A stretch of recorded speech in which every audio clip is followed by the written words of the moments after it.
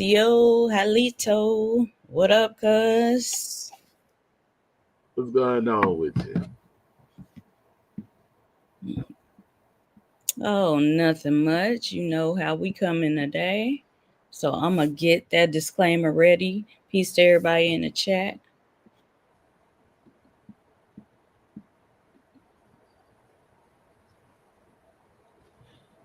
Peace to everybody in the chat.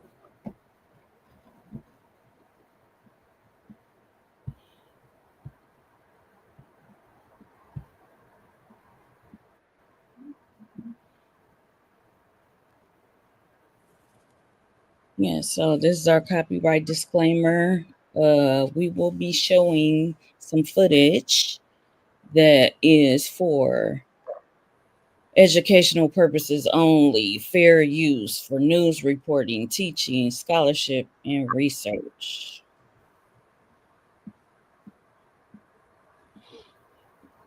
What's going on, family in the chat? What's going on? What's going on?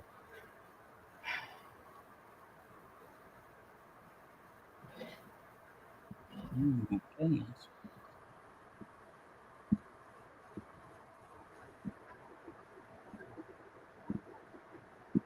Let me see if it's any numbers yet. I know we a little late. Peace, peace, peace to everybody in the chat, to all our relations.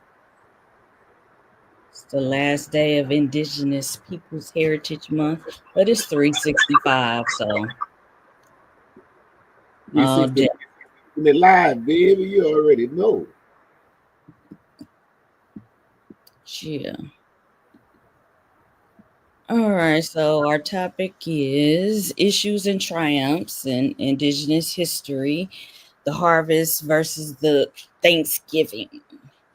And I'm going to show some footage from the Wampanoag, from their perspective, what Thanksgiving is, and go over just a quick ceremony, a friendship ceremony. And let me pull up that video.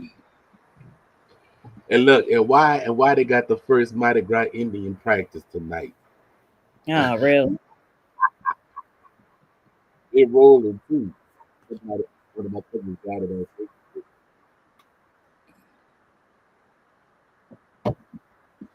And they're rolling too, bro.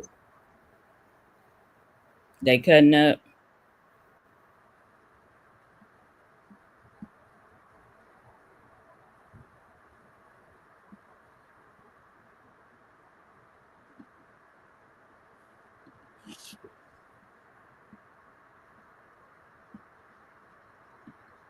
We thank y'all for your patience.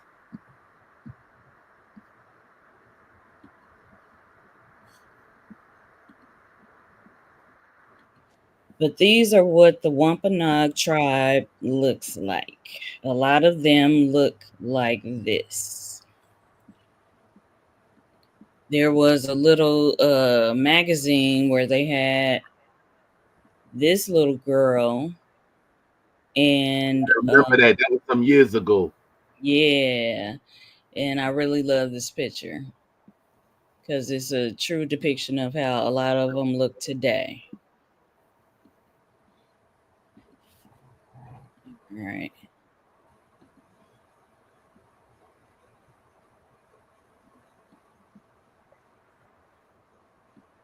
We're gonna turn down their music. Well, this is we showed the disclaimer, so hopefully we don't get dinged on this, but this is 7 minutes. We don't gotta watch the whole thing, but here we go.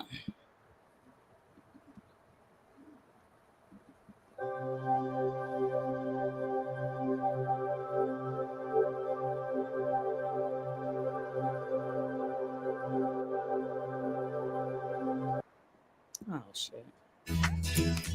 But sometimes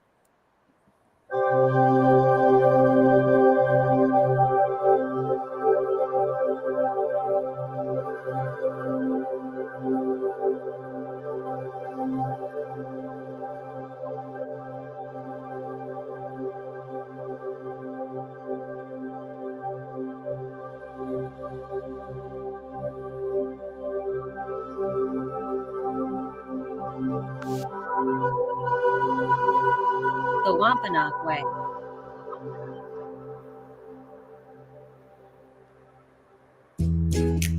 Meet Tashima and Storm. They're sisters. They're members of the Wampanoag tribe. Hey, girls. Oh. The girls live typical lives in Massachusetts. They go to school. They ride bikes. They hang out and have fun. But sometimes they get to do something really special.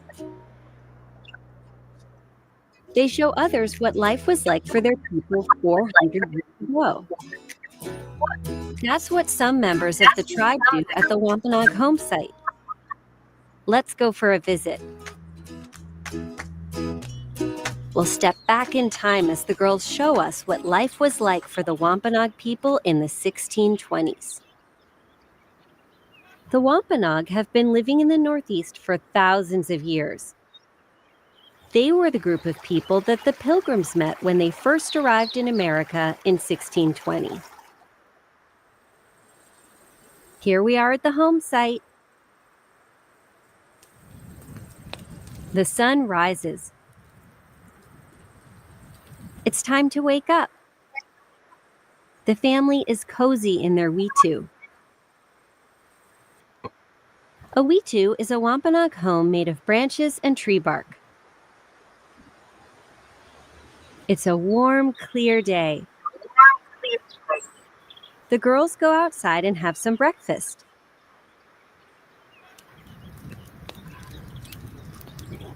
Their sister cooks it over an open fire.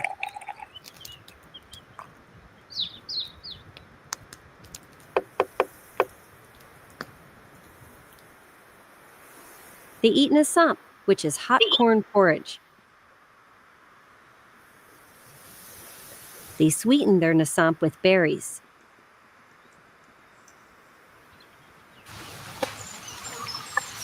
They're a little thirsty. Time to get a drink. A spring runs through the home site. The girls dip hollowed-out gourds into the water and fill them up. The water is cool and fresh.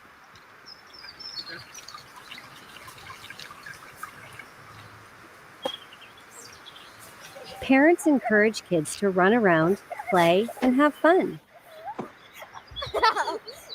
The girls love to play a game called double ball.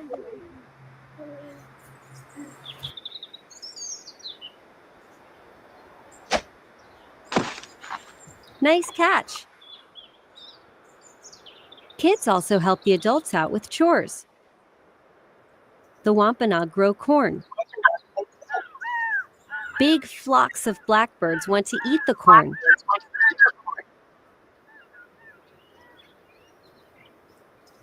The girls climb up high and yell and shout at the blackbirds. They're like human scarecrows. They scare those hungry birds away. Time for a break. The girls pick some sumac berries with their dad.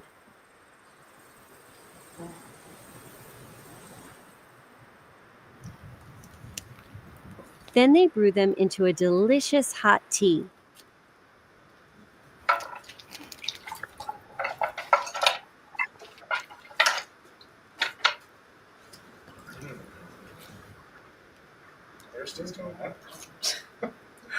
I like this.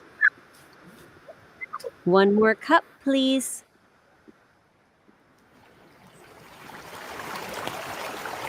The Wampanoag live by a river. The girls take a ride on a mashoon to visit friends up the river. Mashoon is the Wampanoag word for boat. It's made from a tree trunk. Back at the home site, the girls grind some corn for stew. Each girl gets a turn. It's a chore, but it's also pretty fun. Yep. Their mom cooks quail over the fire. She'll put it into the stew. Looks scrumptious. The girls relax by making some beads out of clay. They'll make them into necklaces. Storm shapes one of her beads into a spiral.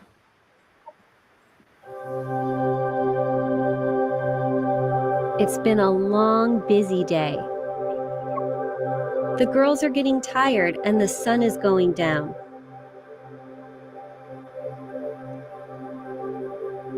They play with dolls before bedtime. Okay, so I wanted to show that so that they can have a visual of what the Wampanoag look like. And Right, how they was doing things in the 600s. yes.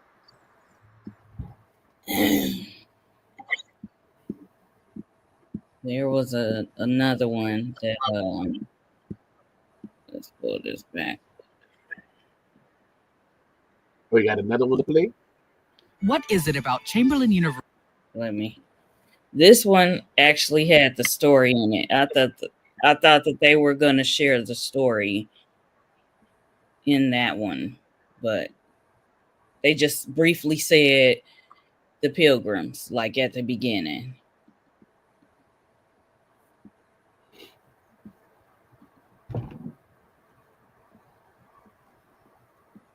Let me show this right quick.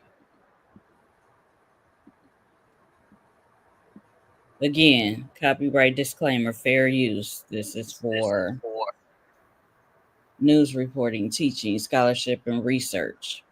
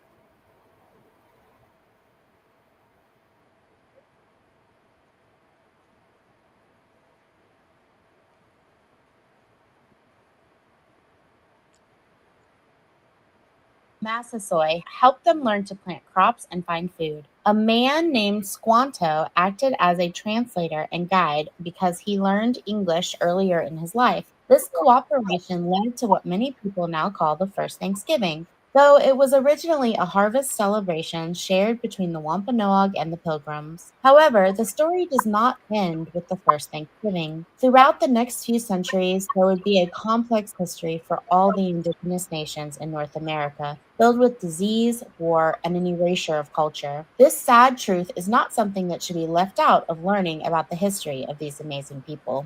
As I already mentioned, the Wampanoag tribe still exists today. Many Wampanoag people continue their ancestors' deep respect for the land by actively working with the environment.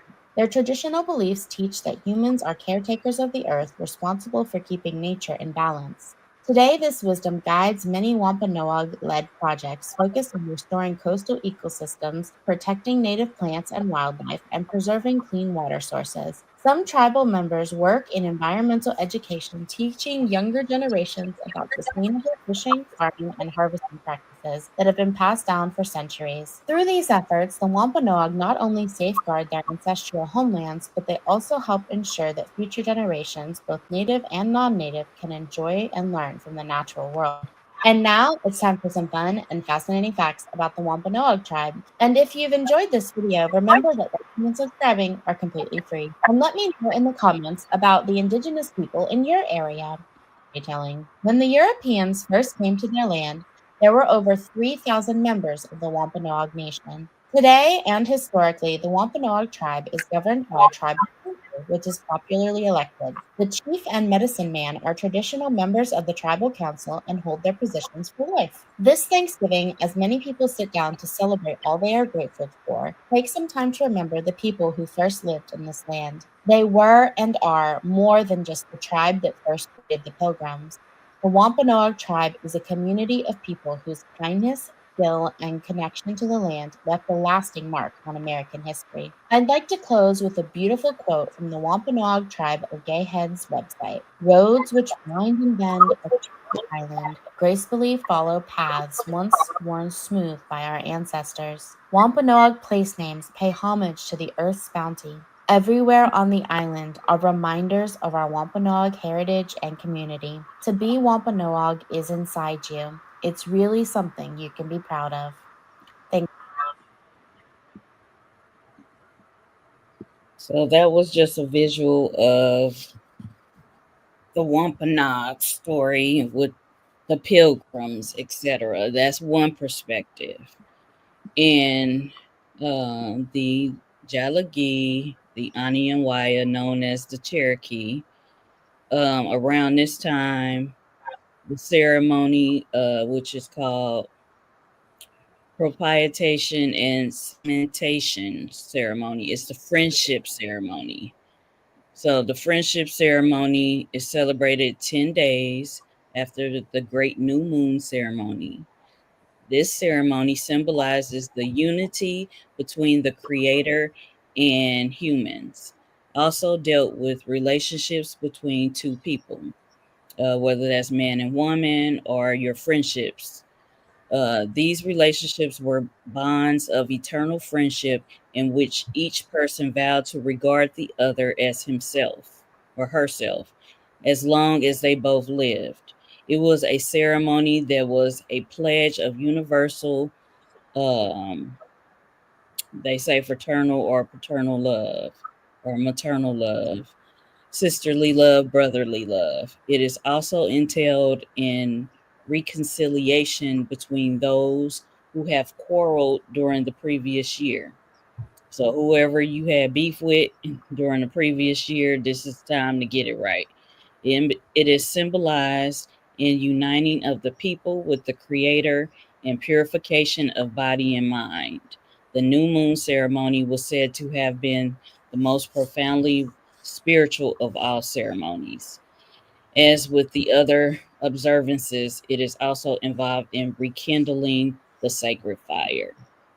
So those are things that I did want to just focus on, that this was also a time of the friendship ceremony where you got things right. If you had a quarrel with your brother, your sister, your family member, your friends, y'all talk about it, get it all out, reconcile, and basically make up.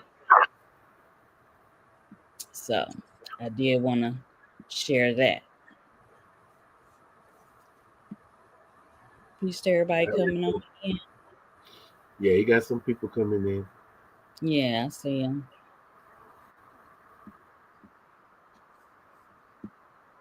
And Pod, you wanted to touch on some things. Well, you actually had a Thanksgiving that actually happened in the Southeast 56 years before the British came over. The Spanish was the ones that had it in the Southeast first with the tribal nations in the Southeast, but not too many people know that. So,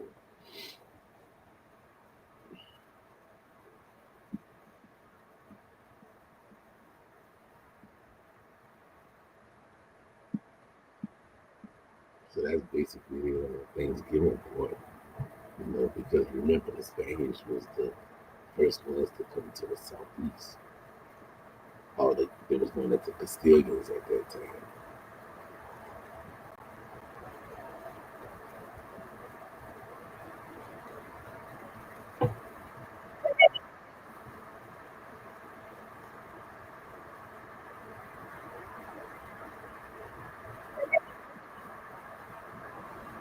So everybody had their own perspective of when the Thanksgiving started. It actually started in the southeast, with the colonizers there with the Castilians. And then after that, then that's when the British had it um, in the northeast, with the other tribes up there.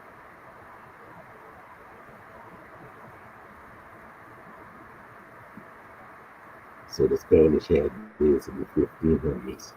But then, yeah,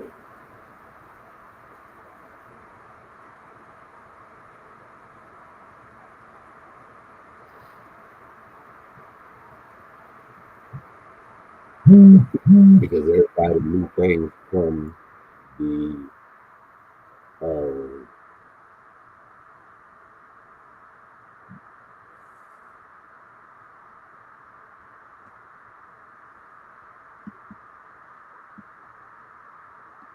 So this goes with what you sent me in 1565.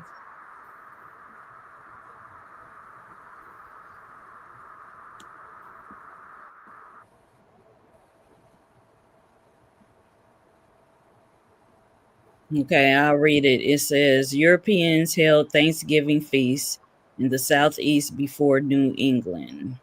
Several colonial Thanksgiving style observances happened in the southeast prior to Plymouth in 1621. 1565, St. Augustine, Florida, Spanish. The Spanish settlers, led by Pedro Menendez de Aviles, held a Thanksgiving mass and communal meal with the Timucua people. This predates the Plymouth by 56 years.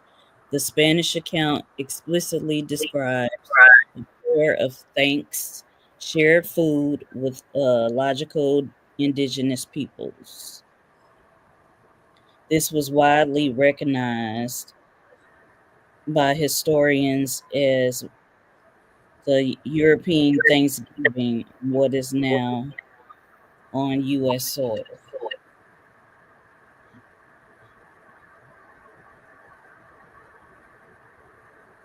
Are you froze, cuz? no. I just was reading something.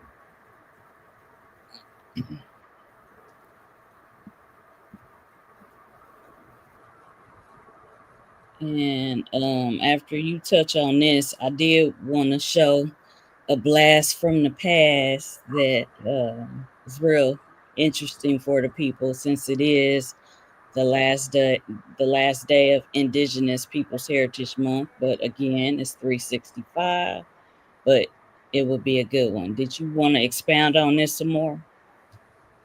No, that's it. That's it. There's nothing to expound on it, anymore. But that was the track.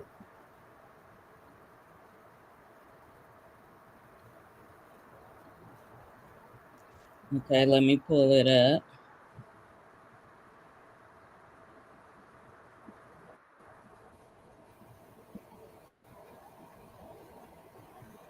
Peace to everybody in the chat coming on. And we appreciate y'all rocking with us.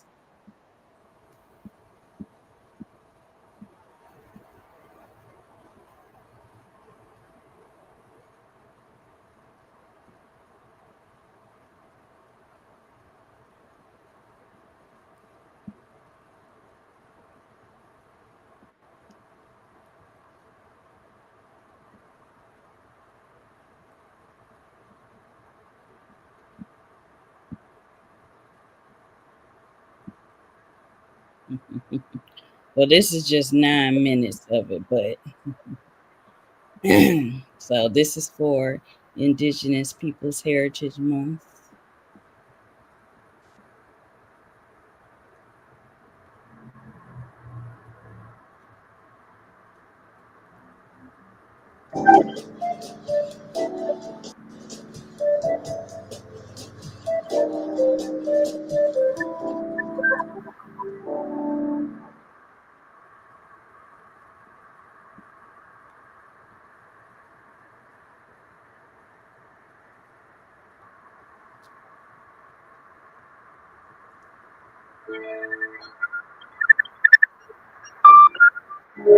Within a circle of scholars, there seems to be an almost inherent responsibility to tell history in its truth. The process isn't always easy. The stories aren't always pleasant. But that's what makes it an obligation. This is a film about history. A film about a marginalized people. About family. And the search for truth.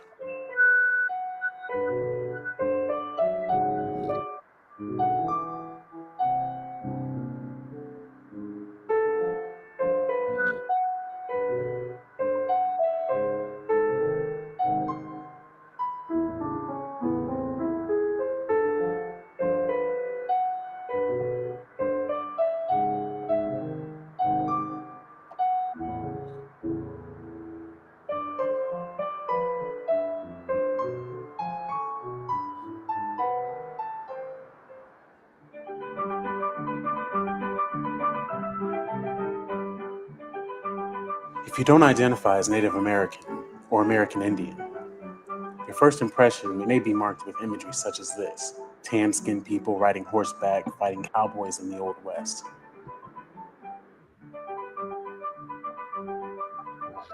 These stereotypes have permeated our collective psyche for generations.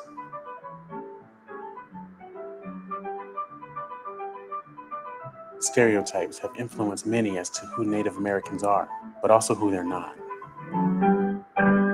False concepts of Native Americans have created certain preconceived notions, making a person's claim of connection with Native Americans or Native American identity to be loaded, overly fetishized, and novel.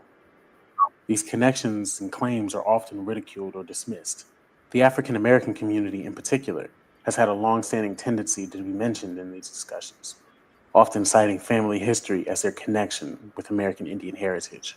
If you go to any family reunion in America, you're gonna run into people and you're gonna say, how your hair gets so wavy? And you say, oh, I got some Indian up in my family, or, high cheekbones, or, your skin looks a little red, every Black person in America believes that in their ancestry, there's, Native American ancestors. And it's certainly a very complex and intertwined history. The first great patriot, Crispus Attucks, who was African and Native American. That was his ancestry. One of his parents was Native American. One of his parents was an African.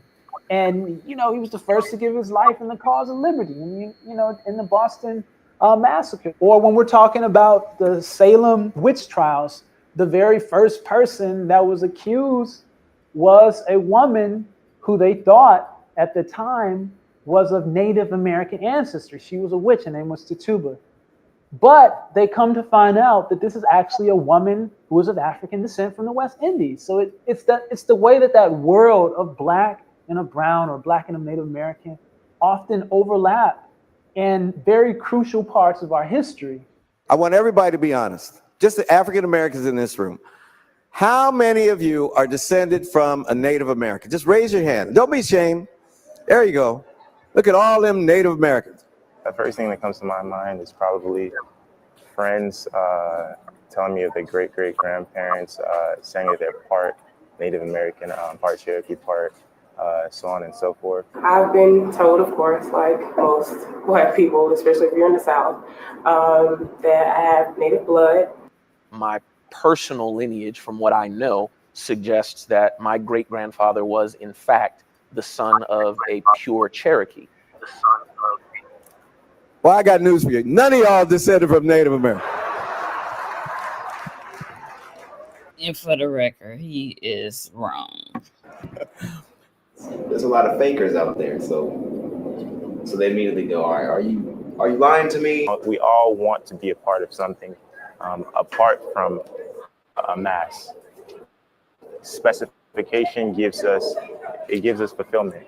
Only 5% of the African American people. 1 out of 20. Okay, I'm gonna stop this. This was supposed to be the clip that Pie is in, but this is the only one that will pop up. But I'm not in that clip. No, you're not in this one.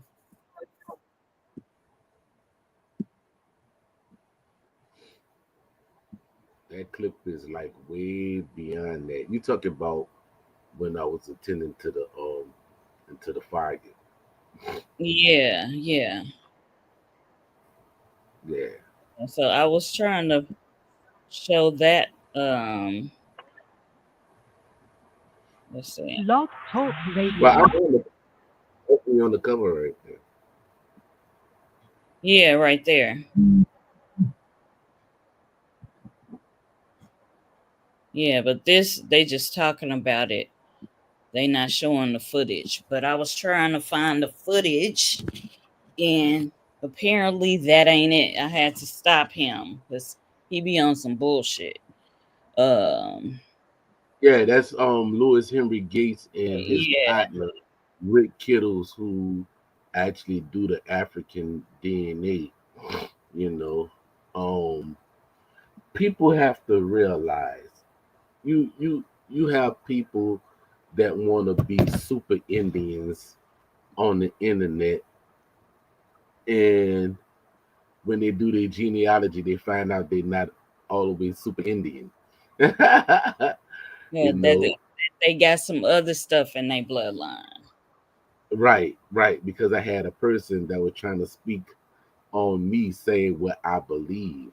It's not what I believe, it's what I know. And what people don't fail to realize, I've been dealing with my family information since the 1980s, and it didn't have no fucking computer. You know what I'm saying? Right. Yeah. They didn't have no internet. Right. When I found out about my heritage, I was young. It wasn't no such thing either. Right.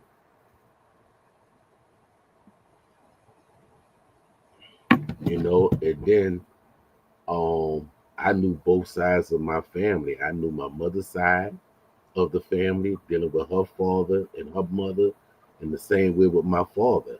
I knew his mother's side and father's side. Because back then, coming out of the 70s and the 80s, that's when family and them was still closely knit. They still had the telephones that you put your finger in, the rotary, and you got to run, right? So, and then you had family reunions. You know what I'm saying?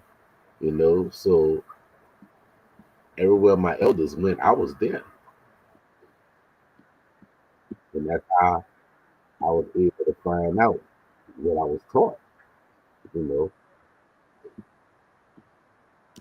Yeah, people are afraid to deal with their admixtures. Ain't nothing wrong with having the admixtures. Right. Because I proudly promote my admixtures. Right. So it's like the person who was always calling my phone trying to say, "Oh, he never talk about," like, bro, you don't even fucking know my family. Won't you show your genealogy? Who the fuck are you that I gotta show you my genealogy? right. And he wasn't trying to show his either. At the end of the day, nobody he showed his, but he was showing his to trying to prove what he is. I'm like, who you trying to convince, me or yourself? Because I didn't ask for your documents. I didn't ask you for your shit. I don't want it, and I don't need it. And really, I don't give a fuck. Yeah, You know? that's crazy. Yeah.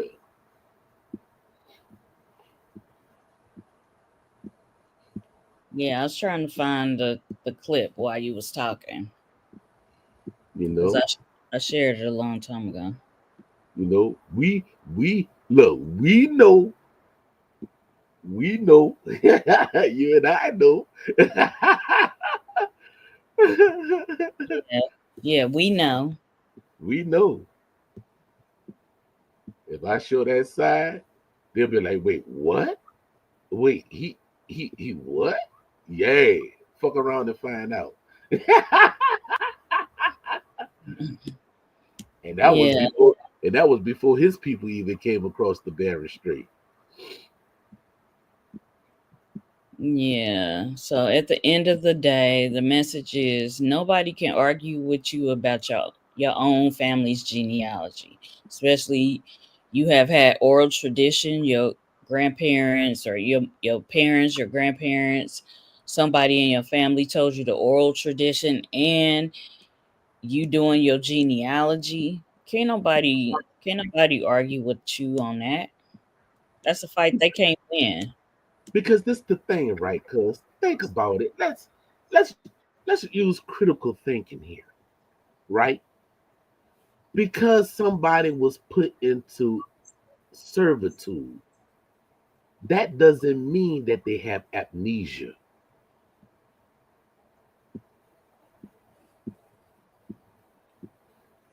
People can tell their stories. Yeah, So when you have people talking about your grandma lied, really? that's So so if your grandmother said these things, then how do you know that she know about these tribal nations when she said if she's supposed to been an African, as y'all said that she's supposed to been? An African is not gonna lie and say that they are aboriginals of the Americas. Case in point, people don't like to use it, but I like to use it as a demonstration dealing with the story of Roots. Throughout the whole series, Kunta Kinte said that he was a Mandingo warrior from the Ashanti, and he was from the village of Atufare. So even though he was in bondage, he knew from a child, a teenager, all the way up to adult age. And then it was so to where he named his daughter after his people. And people didn't catch it. His daughter name was Kizzy. The Kizzy is actually spelled Kissi or Kizzi. That's actually a tribe over there, which is now known as West Africa. And when it was shipped over here to the Carolinas in the 1600s, then it became known as the Gullah Geechee.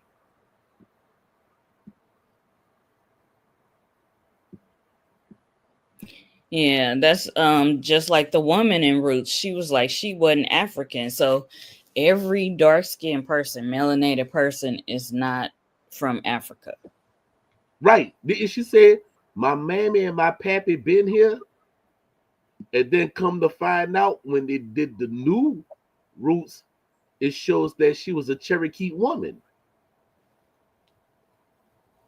So Right. a Mandinka man had a daughter by a Cherokee woman, and he named his daughter Kizzy.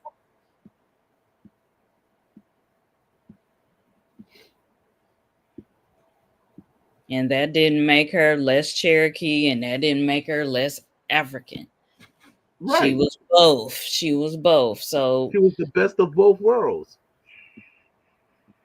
So when you look at the story of Roots, it happened in the early 1700s.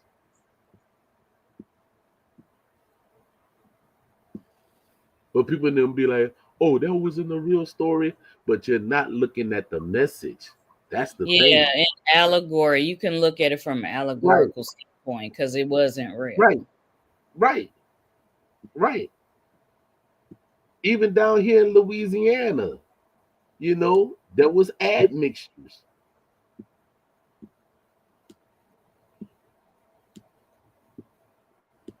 And they didn't have to be slaves all the time either. Right. And then they get over the fact that the slaves were Indian slaves. Right, it was Indian slaves before African slaves. And then they had them both working side by side on the plantations down here in Louisiana and many other plantations Right. throughout the Southeast.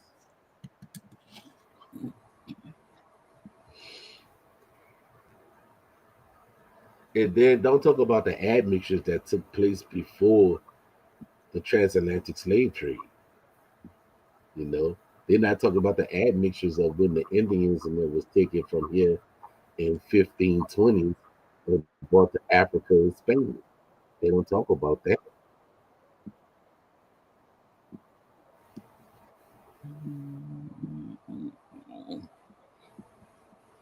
And then some same people that was taken over in the 1500s was coming back. The descendants and it was coming back on the transatlantic slave trade in the 16 and 17 and 1800s.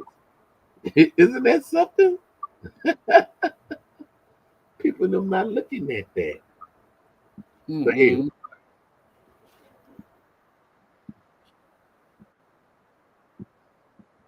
don't speak on nobody's family that you don't know. Exactly. Argue about your own genealogy. If you gonna argue about something, don't try to argue about nobody else's because you're not in their family. I can't even find it.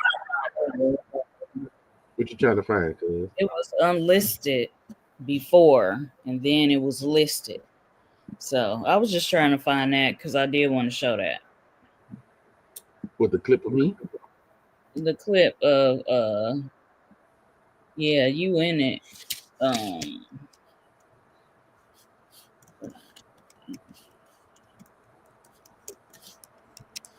And I mean that documentary was showed over there in Europe. It had got a lot of prestigious awards too from Yeah, I from the liked it. That's why I wanted to show it. yeah.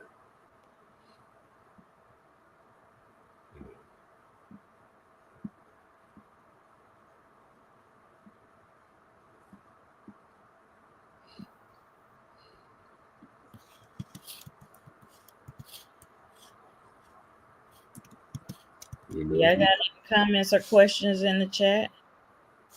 How many we got in the building with us? We got a few in the building. They kind of quiet. I guess they just listening.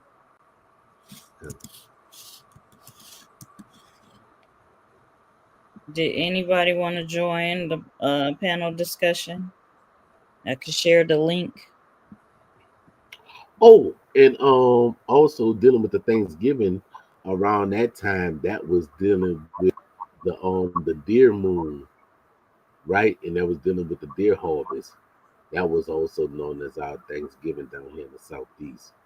It was dealing with the deer harvest. Yeah, because they shall be out. They be all in my yard. Yeah.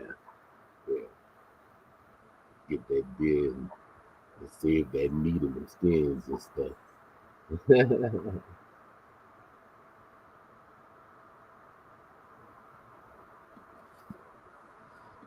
So the link is in the chat if anybody wanted to come in real quick. I forgot what year that documentary was shot. I think that documentary was what, in 2015, 2014, 2016, somewhere around that time. You know.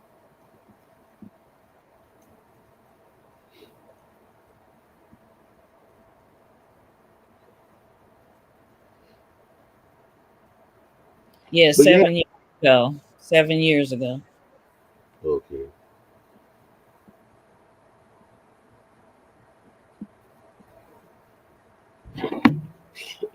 But yeah, that's a good documentary. You know what I'm saying?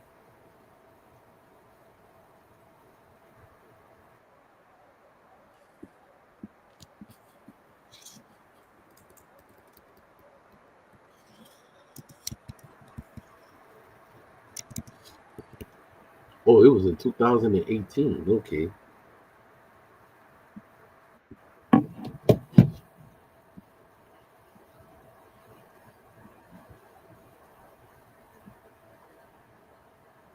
Yeah, that would have been something good to end on. Indigenous Heritage Month, even though it's 365, but that would have been a good clip. That's why I be laughing at these dudes. I'm like y'all really don't be knowing who the fuck y'all be talking to. One dude was like, "Well, why don't you debate the people?" Like, I ain't gotta debate nobody. For what reason? I ain't gonna debate nobody on the misinformation. But as you can see, I'm a celebrity all in Europe because I'm on people documentary cover. I'm the first person they see when they open it and the last person they see when they close it.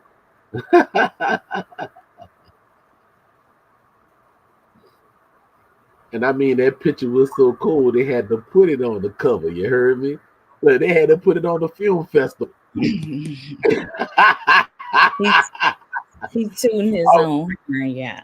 I'm up there, lights, camera, broadcast, Broadway, Hollywood. Yeah, anything I got time to be small fry. Like, I ain't none of these new cats. I've been out here. I've been putting out the information since 2009. This not my first rodeo. Everybody else came after me. what, what old Yeah. boy said? I'm the one who started this barbecue shit. Yeah, Pa was amongst some of the first people that was really speaking about it. Like I came on to YouTube and my channel say 2007, and so I've been tapping in and sharing little stuff. So I've seen a lot of people sharing indigenous history, and then people started waking the fuck up and you start seeing more and more people.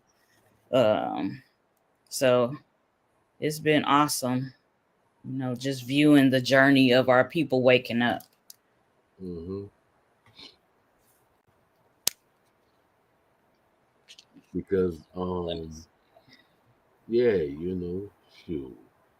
I used to be all in the barber shops down here, dropping information all on the back of the bus, all in downtown CBD, you know, telling people do their genealogy. Yes, it's very important. Genealogy is key.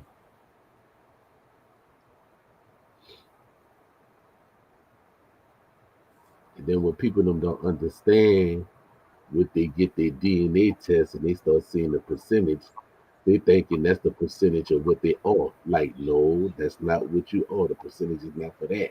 The percentage is dealing with the people their blood matches. That's the percentage. Not saying that you is it. Yeah, clear that It's up. the people, not you. Because you got people that talk about, see, it says 90 something percent, so you're 90% Nigerian. Like, no, dumbass. That's the percentage of the people that it matches blood for blood, DNA test. Mm-mm. 90% of the population or 45% of the population. That doesn't mean that's what you are. But hey, who am I to tell them? But don't say you don't know because I just told you. So when you see the percentage, that's not saying that's how much percentage you are. It's just saying the percentage of people that matches your DNA sequence dealing with the calculator that they use.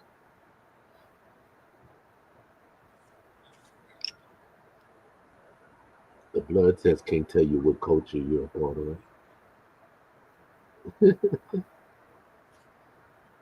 You know. So, anybody got any comments? Anybody got any questions? They kind of quiet. I guess they sitting back chilling, relaxing. They probably still eating on their Thanksgiving dinner, leftovers. But the leftovers taste better than it was cooked on that day.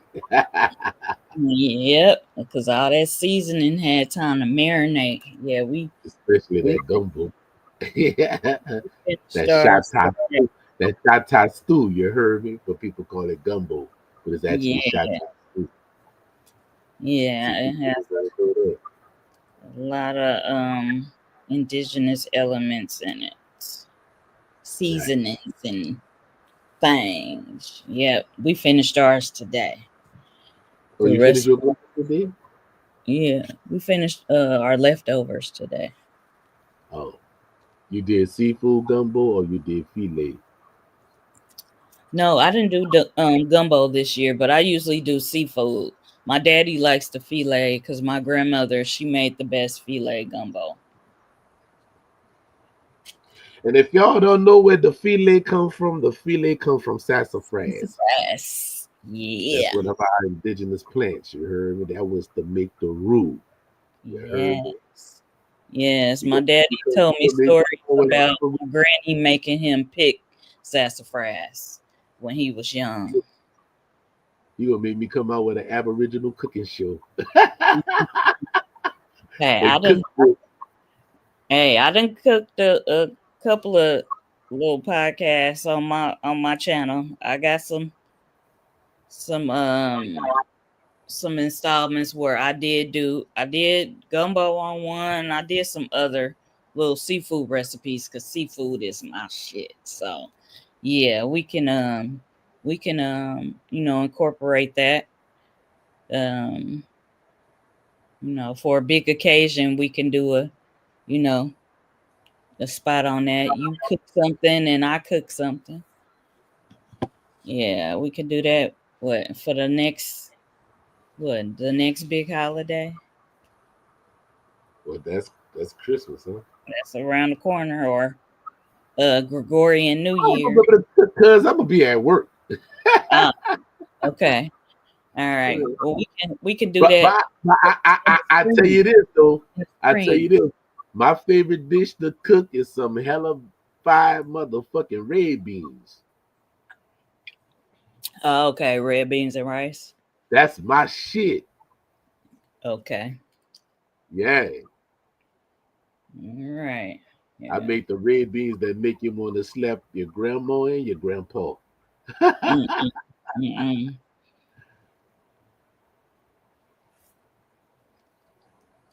Yeah. Well, I guess we can start closing, coming to a close. If nobody has any comments or questions, we appreciate y'all rocking with us. Boy, that Any boy long on that picture. what you say? I said that boy locked long on that picture. Yeah, my hair is long too. It's down my back. You can't see it though. Yeah. You can only see the front part.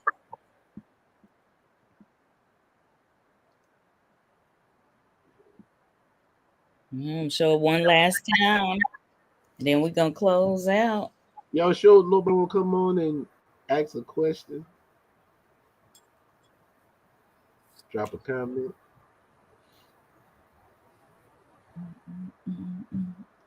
Oh, before you close, cuz don't forget to show our merch. Oh yeah. Yeah.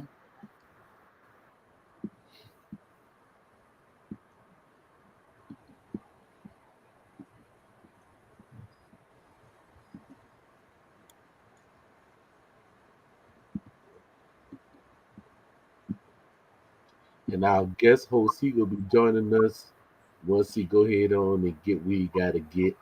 You know what I'm saying? So we'll hold it down.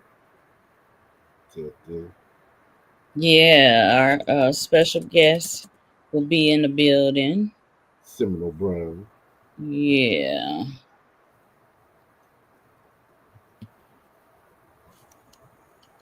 Let me see. And then from this year thing going into the Gregorian calendar 2026 with the kickoff. I don't know what day the Gregorian New Year's is going to be, but because you want to do like a countdown from this year's shows to see like to do a poll to see what videos people like the most. Oh So yeah, we can do that.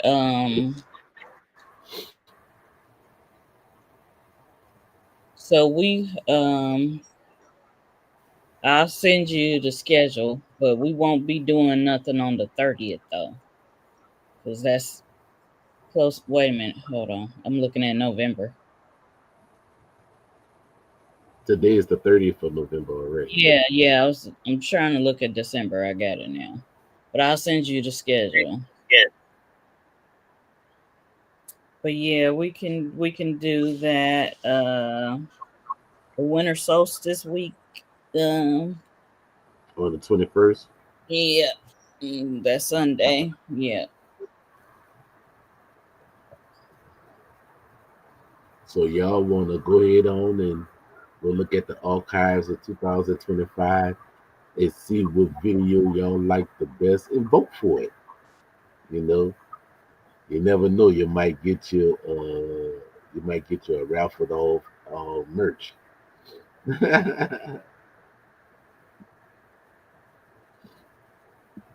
Since nobody buying it, we might just have to give it away as a We might give a mug away, yeah, cause by the way.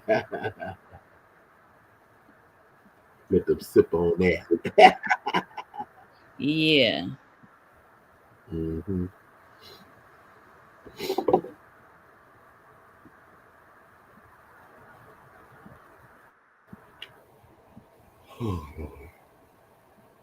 All right, so well, I'm out.